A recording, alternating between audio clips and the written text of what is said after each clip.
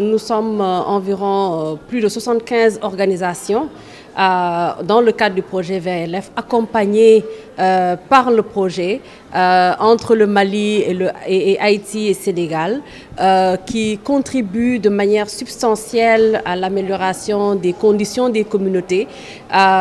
Et donc c'est extraordinaire. Nous avons noté également que ces 75 organisations de base collaborent avec d'autres organisations. Donc aujourd'hui, avec seulement ces trois pays, il y a des centaines d'organisations de la société civile de femmes outillées, renforcées, qui font un travail extraordinaire dans la mise en œuvre des politiques au niveau des pays respectifs.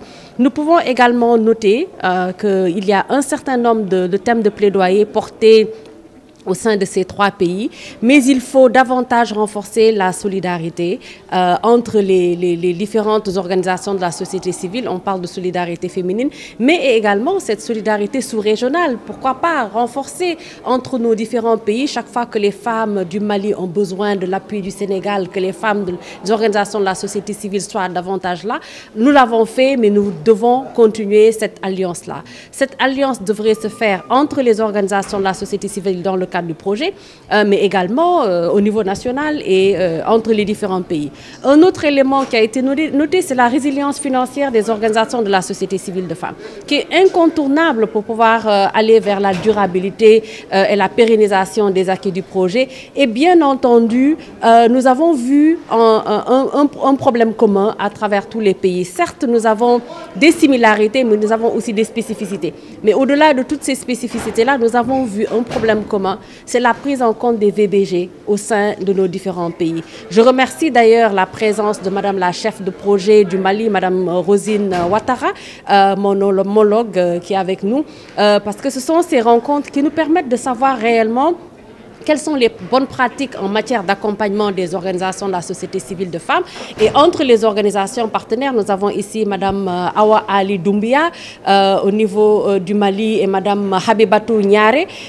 Et donc ce sont des femmes, en tout cas emblématiques au sein de leur pays. Et l'expérience qu'elles nous ont apportée ici, que nous avons pu partager entre les organisations du Sénégal et les organisations de Haïti, ces expériences-là nous ont permis de comprendre en tout cas les défis, les enjeux, mais aussi de voir les points communs et là où nous avons besoin de nous tirer les unes les autres. En gros, vraiment, le projet Voix et Leadership des femmes est en train de faire un travail extraordinaire à travers ces trois pays. Sur le plan juridique, notre environnement est très protecteur des droits des femmes et des enfants.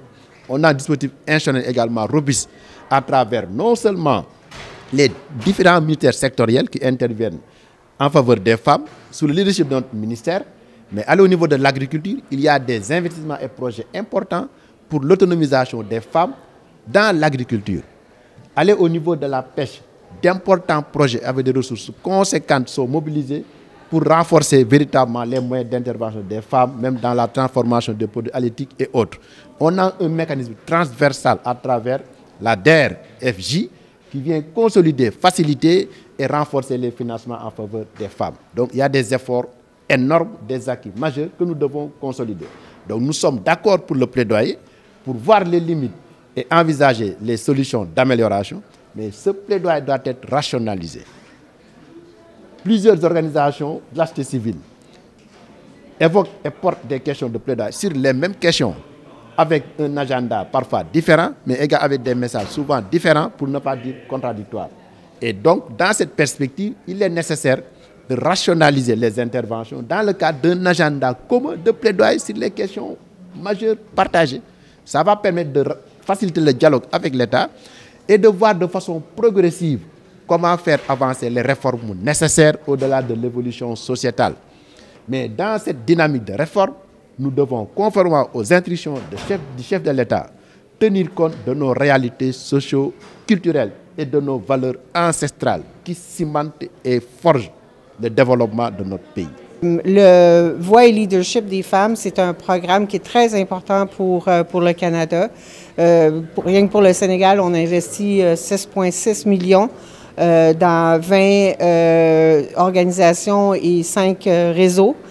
C'est au-delà de 180 millions généralement à travers le monde qu'on investit dans ce programme. On croit beaucoup que l'avancement des femmes contribue à une société beaucoup plus juste, plus équilibrée, plus performante. Alors, pour nous, c'est vraiment quelque chose de très important et le Sénégal peut compter sur nous pour l'accompagner dans toutes ces démarches.